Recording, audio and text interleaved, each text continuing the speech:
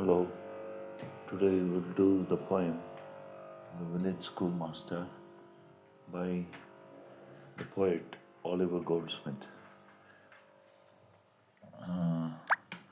So, um, Oliver Goldsmith was an author who is famous for stories like The Character of the Man in Black, and he was a contemporary. He lived during the same time as the founder of the dictionary, as the writer of the first dictionary in English. There is Samuel Johnson. Samuel Johnson. So we'll read the poem. So it says, The Village Schoolmaster. Beside yon straggling fence that skirts the way, with blossomed firs unprofitably gay, there in his noisy mansion, skilled to rule, the village master taught his little school. So the poet points to the school. The school is by the side of a straggling fence that borders a path. The fence is not straight, it's not maintained, maybe it's made up of hedges and bushes. So it struggles, it moves from side to side, and on the path, on the fence, there is blossomed firs. Blossoms are, of course, flowers, and firs is like hay and grass and bright colored flowers which look unprofitably gay. So the sight of the flowers and the grass and the fence makes the poet happy, but it is not a profitable happiness. He just feels happy. So it is happy beyond limits. So by the side of this fence, in his noisy mansion, the noisy mansion is the school, and in this school, the village master taught, and he was skilled to rule. That is, he knew all the rules of teaching, and he knew all the rules of maintaining the class, and so on and so forth. So he was skilled to rule, and the village masters taught his little set of schoolboys and schoolgirls. A man severe he was and stern to view.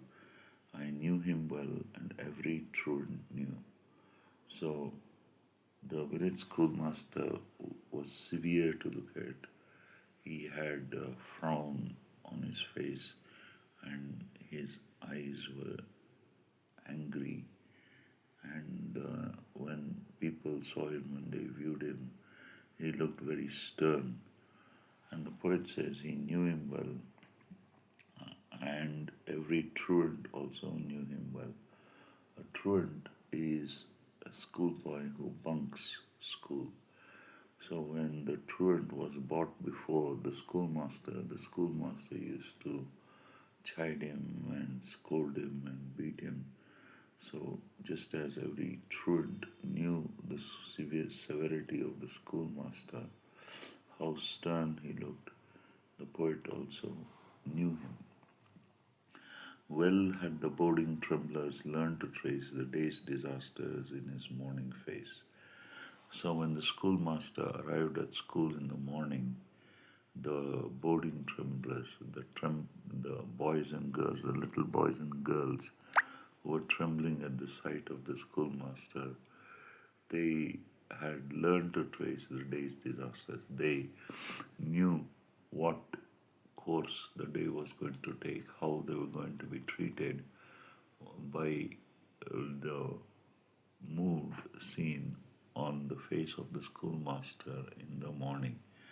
So if he had a happy look, that means the day would go pretty much well. And if he had a angry or if he looked moody, then they knew that they were in for a caning or they were in for a beating by the schoolmasters. At all his jokes, for many a joke had he, full well the busy whisper circling round conveyed the dismal tidings when he frowned. So the schoolboys and schoolgirls, they laughed with counterfeited happiness. They pretended to be happy and they pretended to laugh whenever the schoolmaster told a joke or any joke. And the schoolmaster had many jokes that he repeated in his classes. And the and when he frowned, when he knit his eyebrows together, the schoolboys and schoolgirls would whisper among themselves, and the whispers of what might happen, who would be caned, who would be beaten, would circle round and round the classroom. And when he frowned, it conveyed the dismal tidings, the news of the canings that they would be subjected to. Yet he was kind, or if severe in aught, the love he bore to learning was at fault.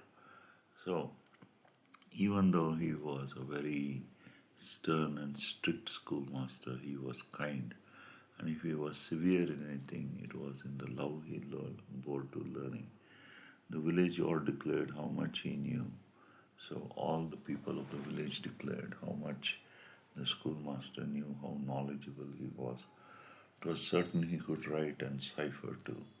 So he had a special skill of writing. Writing something down was special in those days when the poem was written. And the schoolmaster could write, and he could also keep accounts by maintaining ciphers. Lands he could measure, terms and tides presage. So he could survey lands for their lengths and breadths, and he could also tell when the tides would come in and go out, and he could explain the terms of a business document drawn up by two people of the village.